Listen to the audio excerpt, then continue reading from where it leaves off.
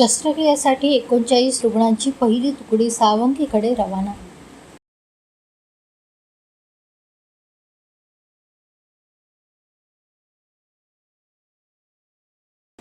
आमदार देवराव भोंगळे यांच्या पुढाकारातून आणि आमदार सुधीर मुनगंटीवार यांच्या वाढदिवसानिमित्त आयोजित महाआरोग्य व मोफत शस्त्रक्रिया शिबिरातील पात्र रुग्णांची पहिली तुकडी सावंगी मेघे येथील आचार्य विनोबा भावे ग्रामीण रुग्णालयाकडे रवाना करण्यात आली.